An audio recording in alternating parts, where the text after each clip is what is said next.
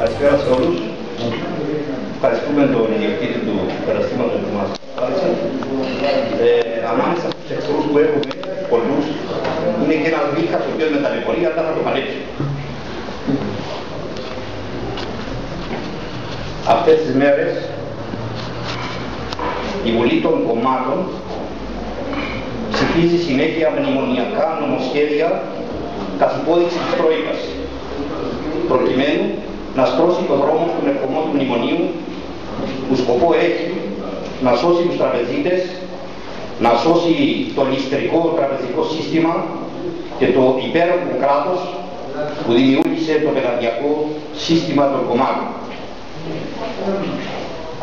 Οι κομματικές συμμορίες που κυριαρχούν στη Βουλή και τρέφονται από τους χώρους του λαού αποφάσισαν να στηρίξουν τους τραπεζίτες χωρίς να αισθάνονται την ανάγκη να ρωτήσουν τον λαό. Τι είναι ο λαός για να το ρωτήσουν? Ο λαός για αυτούς είναι η πειθαρχημένη και βουβή μάζα που καλείται κάθε 5 χρόνια να ψηφίσει τους αφέντες της, δηλαδή τους βουλευτές, και για τα επόμενα 5 χρόνια είναι υποχρεωμένος να σφίγγει καλά το φήμοτρο και να σιωπά. Αυτό το έσχος το ονομάζουν δημοκρατία. Στην ουσία είναι μια φρικτή δικτατορία που έχουμε καθήκον να την καταγγείλουμε και να την ανατρέψουμε. Αν δεν καταλάβουμε ότι αυτή η μορφή πολυτέρματος, ο κομματοκρατικός κοινοβουλευτισμός, είναι η πηγή της δυστυχίας μας, δεν θα βρούμε τρόπο να απαλλαγούμε από τα δεινά μας. Έχει σημασία αυτές τις ώρες της οικονομικής εξαθλίωσης που μας βυθίζουν να καταλάβουμε πως απαιτείται αλλαγή πολυτέρματος ώστε να μπορέσουν να εκφραστούν στην εξουσία οι παραγωγικές δυνάμεις του λαού. Μόνο μέσα από αυτή τη ριζική αλλαγή που θα επέλθει με την κατεδάφιση του κομματοκρατικού κοινοβουλευτισμού, τα λαϊκά συμφέροντα θα εκφραστούν στην εξουσία και θα αποθήσουν στα τυραννικά και ληστρικά συμφέροντα της ολιγαρχίας του πλούτου, που μαζί με τα κόμματα συνθέτουν το έσχος και την υπέρτατη αδικία της τραπεζοκρατίας. Συμπολίτες, η ολιγαρχία του πλούτου και των τραπεζών ελέγχει τα πάντα, τα κόμματα, τα μέσα ενημέρωσης και πνίγει κάθε λαϊκή φωνή. Η μόνη επιλογή του λαού είναι να κατέβει στους δρόμους, να διεκδικήσει τα δίκαια, να αποκτήσει φωνή μέσα από τη σύγκρουση με την ολιγαρχία του πλούτου και του πολιτικού συμμοριτισμού. Μας έχουν καταδικάσει στη φτώχεια και την εξαθλίωση. Μας ξεπουλούν την πατρίδα και των εθνικών πλούτων και σφίγγουν τη θηλιά στο λαιμό μας για να τα δεχτούμε όλα χωρίς αντίδραση, χωρίς αντίσταση, σαν να είμαστε ραγιάδες και σκλάβοι στα ξυπλίτια μας. Όχι κύριοι, δεν είμαστε σκλάβοι σας.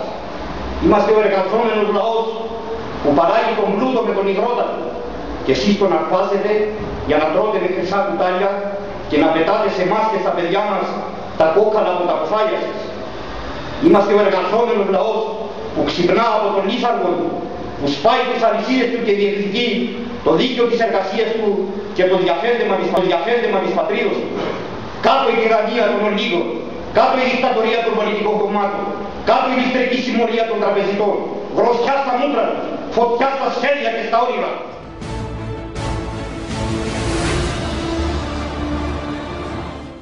Ας σημειωθεί πως το μνημόνιο που ετοιμάζονται να υπογράψουν με τους διεθνείς τοκογλύφους δεν θα είναι το πρώτο και το τελευταίο. Η ύφεση που θα συνοδεύσει το πρώτο μνημόνιο θα οδηγήσει σε ένα δεύτερο και τρίτο μνημόνιο. Αυτό το γνωρίζουν πολύ καλά και οι πολιτικοί του κατεστημένου και οι τραπεζίτες και οι ξένοι τοκογλύφοι.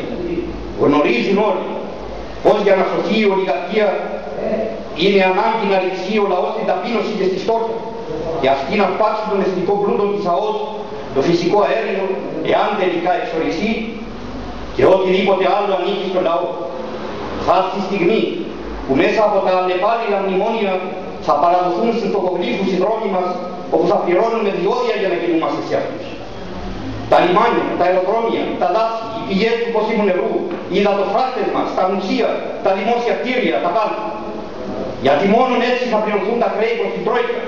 Μόνο έτσι θα συνεχίσουν να ζουν πλουσιοπάροχα οι αφέντες του λαού, που δυστυχώς τους ανέχεται και τους προσκυνά.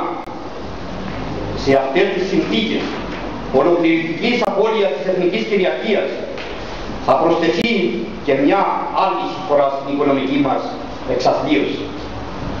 Θα μας επιβάλλουν για λόγους εξασφάλισης ήπιου κλίματος προς εξόφληση του συνεχώς διωγούμενου χρέους μια λύση της αρεσκίας τους στο εθνικό θέμα.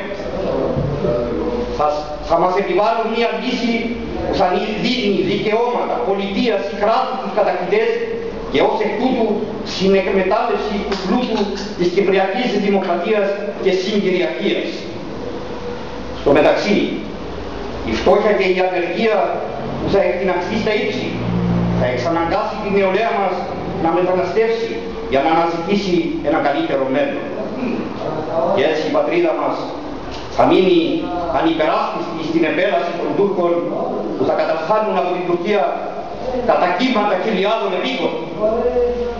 Η πολωνική συρρίκνωση θα φέρει την εθνική καταστροφή, θα σημάνει το τέλος της πολυχιλιετούς παρουσίας του ελληνισμού στα ιερά χώματα της Κύπρου.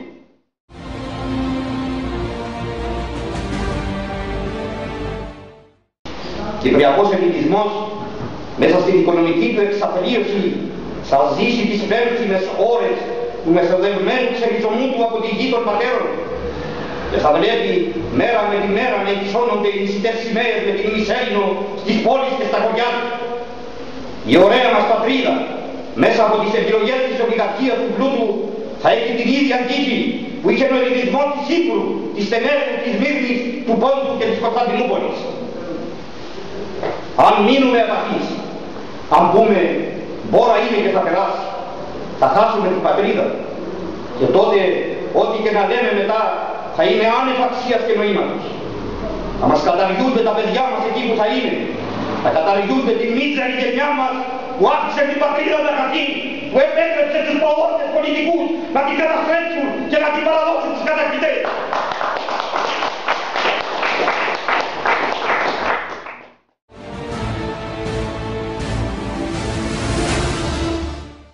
Γι' αυτό συνέλληνες, ο αγώνας μας ενάντια στο μνημόνιο, ενάντια στην τραπεζοκρατία, ενάντια στην κοινοβουλευτική δικτατορία, είναι αγώνας υπερβομών και αισιών. Αγώνας για να παραμείνει ο κυπριακός ελληνισμός στα κόμματα. Αγώνας για να παραμείνει υψωμένη στους ιστούς της η ελληνική σημαία. Κάτω το μνημόνιο και η τραπεζοκρατία, έξω η Τρόικα, φωτιά και τσεκούρι στους προδότες, ψηλά την ελληνική σημαία. Οι δυνάμεις του μνημονίου που αποτελούνται από την κυβέρνηση και όλα τα κόμματα της αντιπολίτευσης που βρίσκονται στη Βουλή, έχοντας σε πλήρη έλεγχο τα μέσα μαζικής ενημέρωσης, επέβαλαν στη συνείδηση του λαού το κατοχικό δίλημμα, μνημόνιο ή χρεοκοπία. Μας λένε δηλαδή πως αν δεν στηρίξουμε τις τοξικές τράπεζες, το κράτος θα χρεοκοπήσει, η οικονομία θα καταρρεύσει, ότι θα έρθει το τέλος του κόσμου για την Κύπρο. Αυτό είναι ένα μεγάλο ψέμα. Είναι μια άλλη απάτη των πολιτικών που προστίθεται στις αμέτρητες απάτες και διευκολύνσεις που παρέχουν στο χρηματοπιστωτικό σύστημα. Εδώ πρέπει να τονίσουμε πως δεν υπάρχει καμία διαφορά ανάμεσα στην αριστερά, τη δεξιά και το λεγόμενο κέντρο. Όλοι από κοινού έχουν μία ιδεολογία κάτω από τις φαινομενικά αντικρουόμενες ιδεολογικές τους μάσες. Όλοι από κοινού στηρίζουν το ληστρικό τραπεζικό σύστημα και αυτό με τη σειρά του στηρίζει το πολιτικό σύστημα και παρέχει στα στελέχη του κάθε δυνατή βοήθεια. Οι πολιτικοί εξυπηρετούν τους τραπεζίτες και οι τραπεζίτες τους πολιτικούς. Και όταν πέφτουν έξω τα καράβια τους, φορτώνουν τα χρέη του λαού. Κάτω από αυτό το δίλημμα που επέβαλαν, κρύβονται τα συμφέροντα της ολιγαρχίας και της βρώμικης σχέσης που υπάρχει με το πολιτικό σύστημα της κομματοκρατίας. Η αλήθεια είναι πως αν πέσουν οι προβληματικές, οι τοξικές τράπεζες, δεν θα καταρρεύσει ούτε το κράτος, ούτε η οικονομία της Κύπρου, αλλά θα καταρρεύσουν τα συμφέροντα της πολιτικο-οικονομικής. Αυτά είναι τα εγκλήματα που κάνουμε και δεν ξέρουμε και τι άλλα παιχνίδια παίζουν. η λογική. Η λογική είναι η βρώμικη σχέση που διατηρεί το τραπεζικό σύστημα με τους πολιτικούς. Όταν λέμε τραπεζοκρατία, εννοούμε αυτό το πράγμα. Δεν είναι δηλαδή κάποιες ιδιωτικές τράπεζες που έχουν συγκεντρώσει τα κεφάλαια στα χέρια τους και σου λέει αφού δικά μου είναι τα δανείζω εγώ κλπ. Και εκμεταλλεύομαι την κοινωνία. Όχι, δεν είναι έτσι τα πράγματα. Η τραπεζοκρατία δεν είναι αυτό το πράγμα. Είναι η βρώμικη σχέση ανάμεσα στο πολιτικό σύστημα και στο τραπεζικό. Γιατί δεν υπήρξε αντιπολίτευση οποιαδήποτε. Ποια αντιπολίτευση, ποιος θα κάνει αντιπολίτευση, αφού και αυτοί είναι βουτυγμένοι μέσα στην ατιμή. Γιατί ξέρουμε τι παιχνίδια παίζονται με το Δημοκρατικό Συναγερμό και τους τραπεζίτες, μπορεί να ξέρεις. Έχουμε πληροφόρηση σαν λαός, γιατί μας λένε τίποτα. Είμαστε στην αρχή του τούνελ.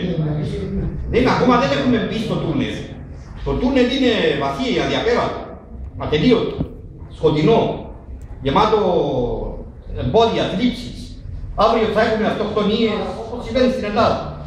3.500 άνθρωποι αυτοκτονήσαν στην Ελλάδα.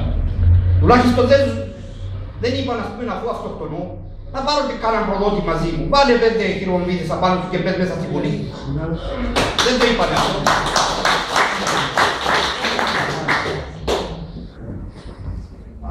Άρα λοιπόν, αντίσταση. Θα πάρει πολλές μορφές η αντίσταση στην πορεία των πραγμάτων. Αντίσταση. Μην πληρώνετε φόρους σε κανένα, μην δίνετε τίποτα. Ανυπακοή. Το κράτος είμαστε εμείς. Πολεμήστε το κράτος. Γιατί είναι κράτος τραπεζιτών, είναι κράτος ληστρικό. Είναι κράτος που καταδυναστεύει τα λαϊκά στρώματα.